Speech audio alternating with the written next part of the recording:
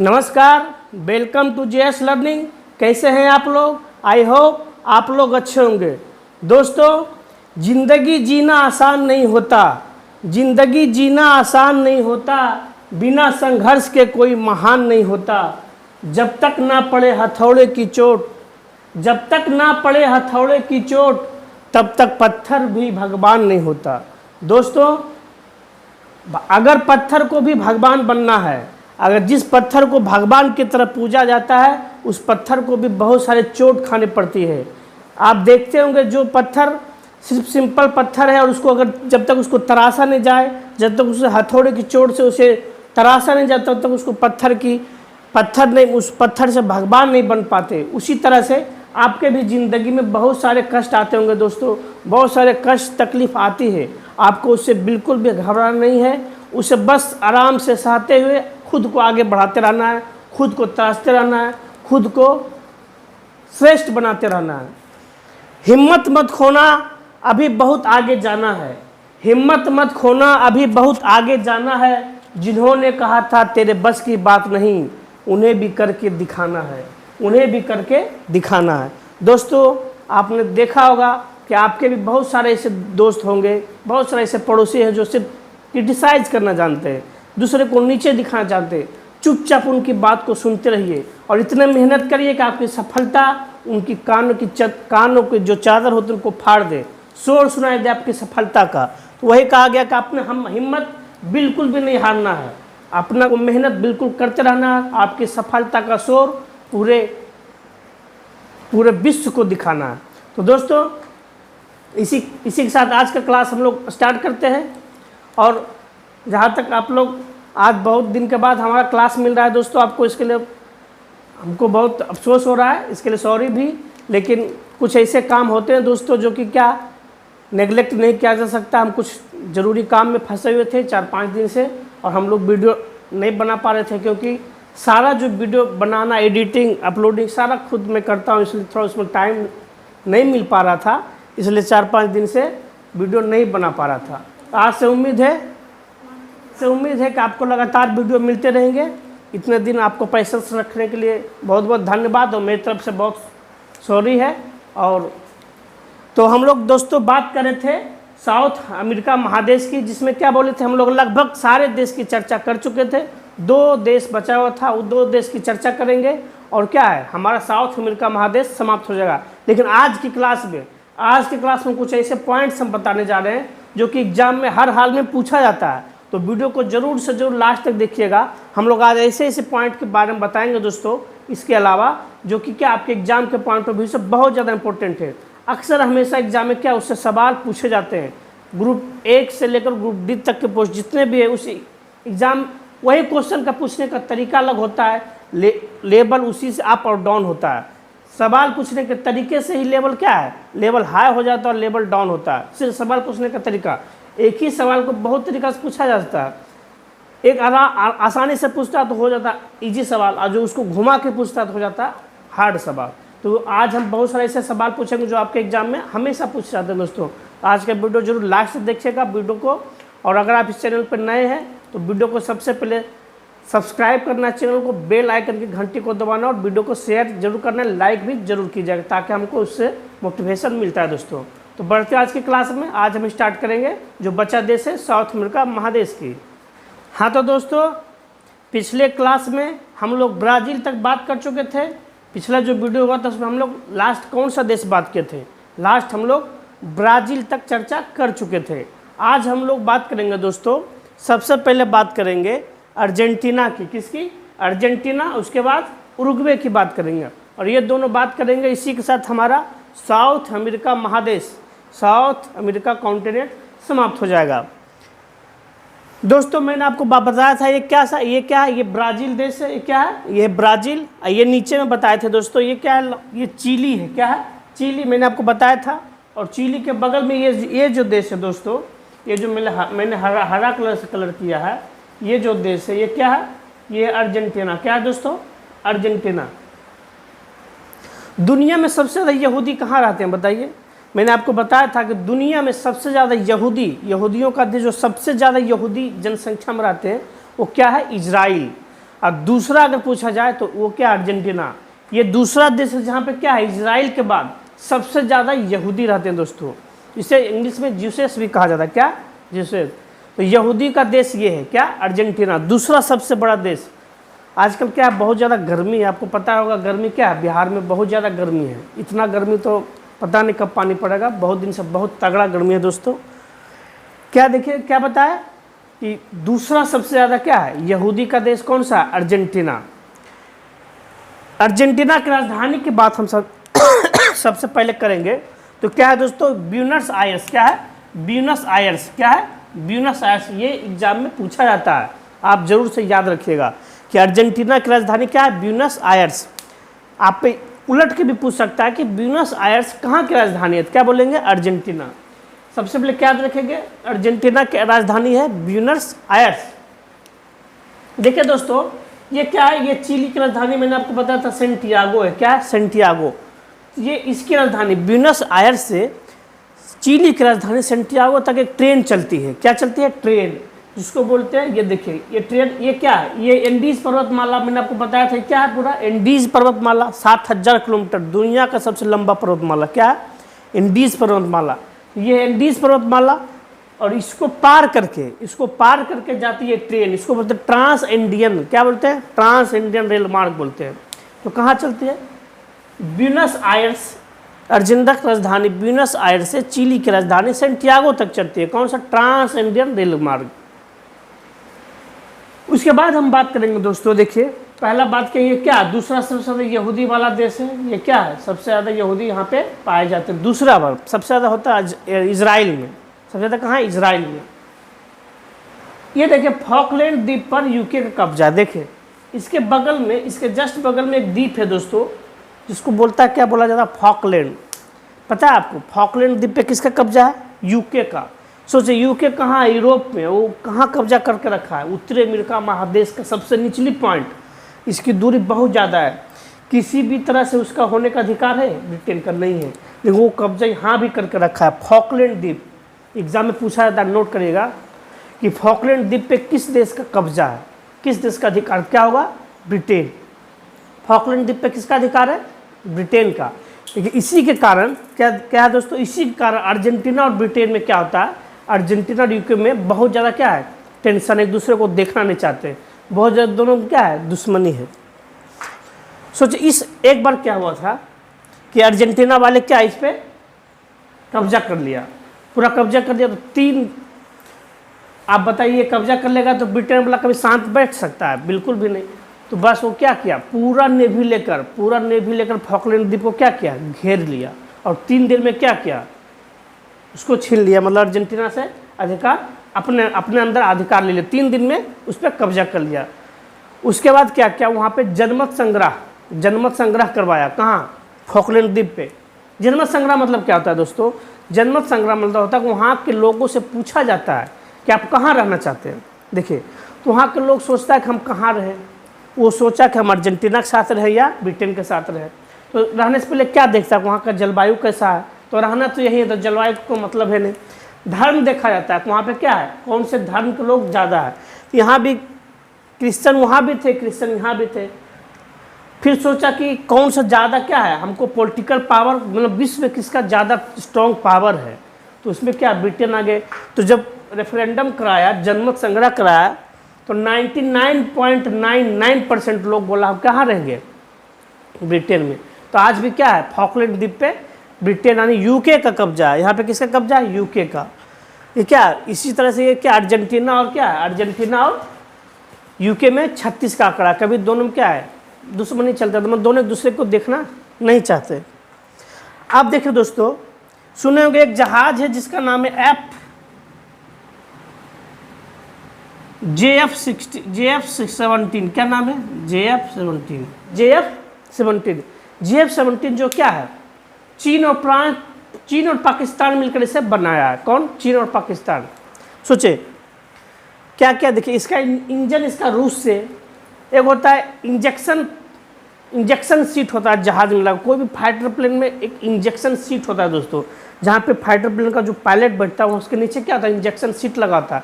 जैसे बटन दबाएगा ना तो इसके नीचे 2 रॉकेट लहता लगा, तुरंत उसको क्या करता है, सीट को ऊपर कर फटक से शीशा खुलता है, तुरंत उसको ऊपर फेंक देता है 100 फीट ऊपर। अगर मान लीजिए ड्राइवर इस तरह से साइड से कूदना चाहेगा, क्या उसका विंग से उसको काट देगा। तो क्या कर, अगर किसी तरह से देखता है कि अब दुर्घटना हो जाएगा, फटाक से ड्राइवर क्या करता है, इंजेक्शन सीट को दबाता है और इंजेक्शन सीट उसको 100 फीट ऊपर खुलता है, फटाक से शीशा और 100 फीट ऊपर हो जाता है। और जैसे कूदता है तो फिर आराम से वो क्या है, आराम से धीरे धीरे वो उतर जाता है। तो इंजेक्शन सीट क्या है, इंजेक्शन सीट इसका जो JF-17 था, उसका इंजेक्शन सीट कौन बनाया था, ब्रिटेन। दुनिया में 2-3 देश, ब्रिटेन, रूस, अमेरिका, ये 3 क्या है, इंजेक्शन सीट बनाते हैं। तो ये क्या किया था, ये पाकिस्तान वाला, इसको दिया JF-17 दिया, क्या इसको बेचा और बोला देखिए हम दुनिया में क्या है, बिजनेस करने लगे हैं, एक्सपोर्ट करते हैं हम दुनिया को अपने फाइटर प्लेन। पता चला किसको, ब्रिटेन को। ब्रिटेन का दिया तो कट्टर दुश्मन रहा। बोला अच्छा तुम उसको जहाज बेच रहे हो, ठीक है हम तुमको इंजेक्शन सीट ही नहीं देते हैं, पूरा सप्लाई बंद कर दिया। पाकिस्तान अपने एक तो दे भी नहीं पाया, अपना भी लेक डूबा, कौन, पाकिस्तान, खुद का उसको इंजेक्शन सीट है नहीं। बोला चाइना वाला को अब कि थोड़ा मदद करो, तो बोला कि हमारा इंजेक्शन सीट तो लेकिन भरोसा नहीं कि टाइम पे खुलेगा कि नहीं, काम करेगा कि नहीं करेगा। अमेरिका वाला को बोला कि आप ही बोलिए कुछ, ब्रिटेन वाला को दे दे। तो बोला कि हम पैसा देते हैं, तुम हम ही से खरीद लो। सोचो अमेरिका का ऐसा बिजनेस माइंड है। बोला हम पैसा तुमको देते हैं लोन, और पैसा भी लो और सामान भी हमारा खरीदो। तो इस तरह से क्या है, पाकिस्तान वाला फंस गया है। सोचिए ये JF-17 को बेचना चाहता, बेच भी नहीं पाया और खुद के क्या पैर पे कुल्हाड़ी मार लिया। अब इसके पास क्या है, ज़्यादा ऑप्शन नहीं है, देख सकते हैं हमारा ही तेजस ये लेगा। क्यों, इसका ब्रिटेन से, जहाँ भी ब्रिटेन इन्वॉल्वमेंट रहेगा वहाँ से कोई सामान इसको मिल नहीं पाएगा, क्योंकि इसका दुश्मनी है। अमेरिका इसको देना नहीं चाहेगा। तो क्या है, इस तरह से भारत के पास ऑप्शन है। भारत का क्या है, भारत का इंजेक्शन सीट बंद करेगा, हम तो शायद लगभग सामान रूस से खरीदते हैं, नहीं होगा तो क्या अपना बना लेंगे। बड़ा इसरो क्या है, जिंदाबाद है, कुछ भी कर सकता है, उसको सिर्फ पैसा चाहिए इसरो को। अगर बताते हैं सच में, अगर इसरो में ज़्यादा से ज़्यादा अगर पैसा इन्वेस्ट किया जाए तो नासा को भी एक दिन क्या कर सकता है, फेल कर सकता है। इसरो में इतना ज़्यादा माइंड के लोग हैं। तो क्या है दोस्तों, फॉकलैंड पे किसका कब्जा है, क्या बोलेंगे, फॉकलैंड द्वीप पे यूके का कब्जा, किसका, यूके, यूनाइटेड किंगडम, ब्रिटेन। मैंने आपको बताया था सब क्या होता है। तो मेरी इस पॉइंट की बात कर ली, यहूदी वाला देश और यूके का कब्जा। यहाँ पे दोस्तों मैंने आपको बताया था यहाँ पे क्या, एंडीज पर्वतमाला। तो एंडीज पर्वतमाला का सबसे ऊंची चोटी जो है, कौन, सबसे ऊंची चोटी जो है माउंट एकांकागुआ नाम, क्या, माउंट एकांकागुआ नाम है, क्या, माउंट एकांकागुआ।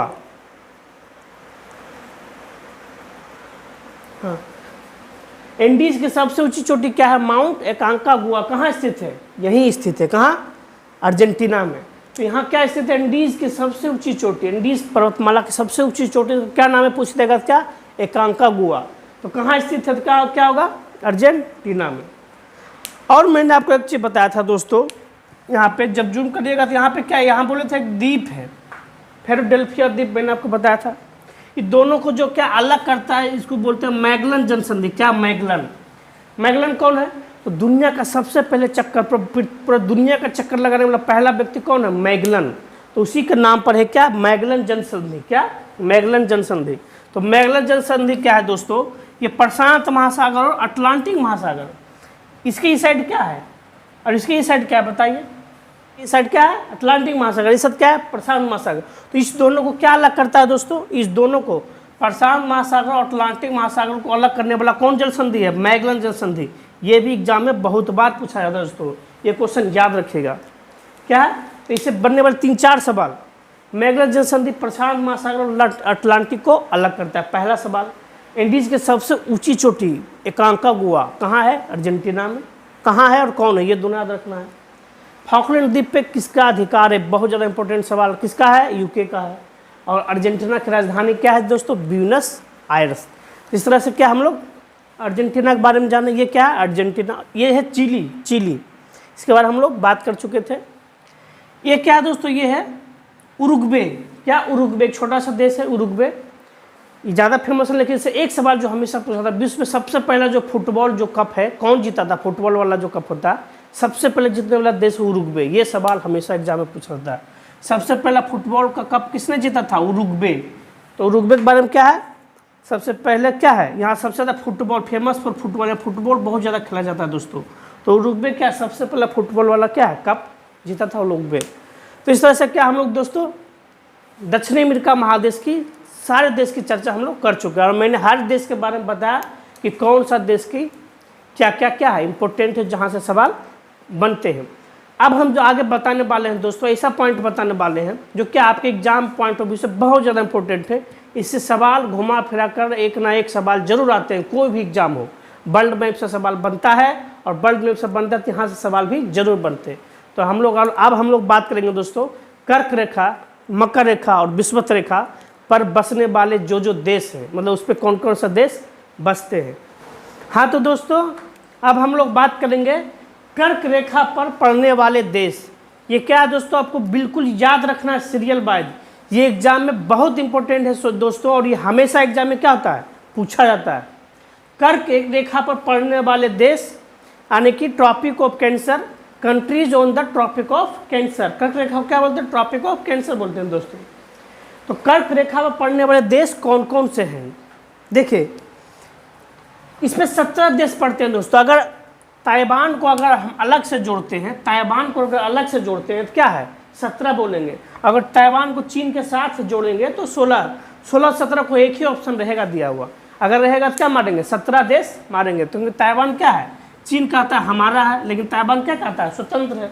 थोड़ा सा क्या होता है इसमें कन्फ्यूजन हो जाता है। लेकिन अगर 17-16 दिया रहेगा तो क्या तो 17 हम मारेंगे। देखिए सबसे पहले क्या है दोस्तों, आपको सीरियल वाइज याद रखना है। ये क्या है अरेंज करने के लिए भी बोलता है कि कौन पूर्व से पश्चिम की ओर है। तो देखिए मैप में क्या होता है, मैंने आपको बताया था मैप पे इधर क्या होता है, इधर उत्तर, इधर दक्षिण, इधर पूर्व, इधर पश्चिम होता है।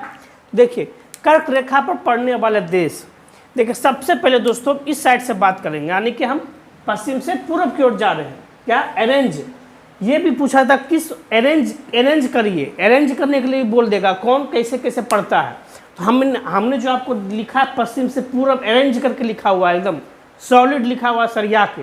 आप क्या करना इसी तरह से आपको याद रखना। देखिए याद करने का बहुत सारा ट्रिक को बताया, TTMBA सब वो सब क्या फालतू। मैंने आपको बताया था हर एक देश का नाम आपको याद कराया है, तो आपको बस एक बार में क्या करना है उसको बार बार पढ़िएगा बिल्कुल याद हो जाएगा। देखिए सबसे पहले दोस्तों देखिए ये क्या है, ये है उत्तरी अमेरिका। उत्तरी अमेरिका में देश क्या है मैक्सिको, मैंने आपको बताया था उत्तरी अमेरिका में क्या है मैक्सिको।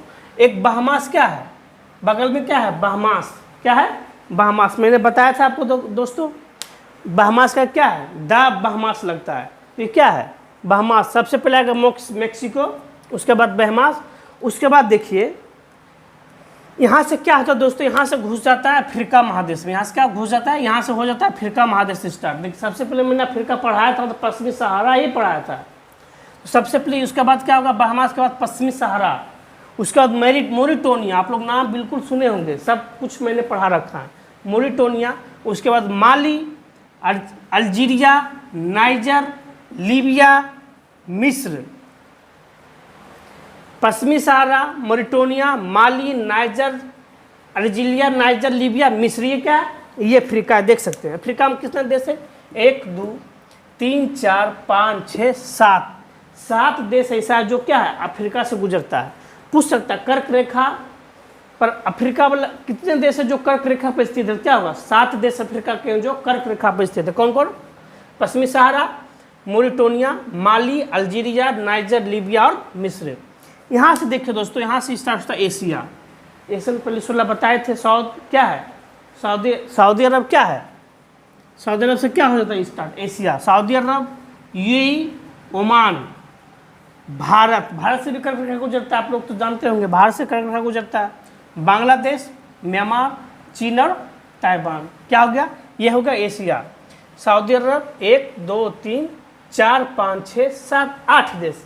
एशिया से कितना गुजरता है 8 देश से, इससे 7 देश से था, 7 8 कितना हो गया 15, और 2 देश मैक्सिको और बहामास। ये क्या है 17 देश, टोटल 17 देश से कर्क रेखा गुजरता है।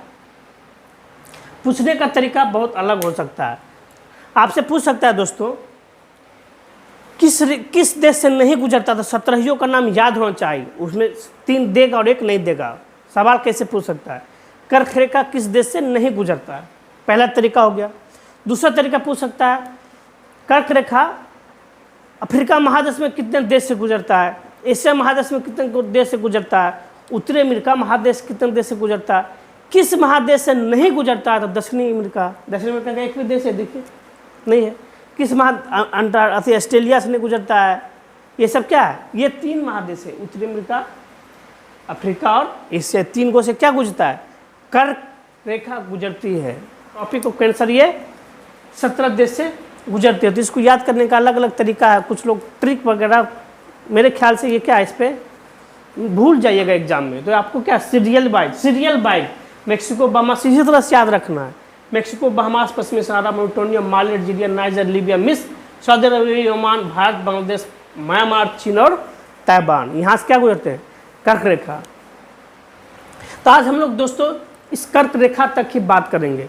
कल हम लोग बात करेंगे मकर रेखा और विषुवत रेखा से कौन कौन देश गुजरते हैं। आज वीडियो को हम यहीं पे क्या करेंगे, यहीं पे रोकेंगे। आप इस अगर वीडियो पे नए हैं तो क्या करना है, सबसे पहले सब्सक्राइब करना और बेल आइकन को जरूर दबाना, दोस्तों में शेयर करना है। न संघर्ष न तकलीफ तो खाक मजा है जीने में, न संघर्ष न तकलीफ तो खाक मजा है जीने में, बड़े बड़े तूफान थम जाते हैं जब आग लगी हो सीने में। इसी कोट के साथ अपनी क्लास को आज हम समाप्त करते हैं, फिर मिलते हैं अगले वीडियो में, तब तक नमस्कार, जय हिंद। इसको हम मैप पर भी आपको दिखा देंगे दोस्तों कि कौन कौन सा देश कहाँ पे स्थित है, आपको मैप पे से पहले दिखा दिए होंगे या फिर आगे दिखाएंगे।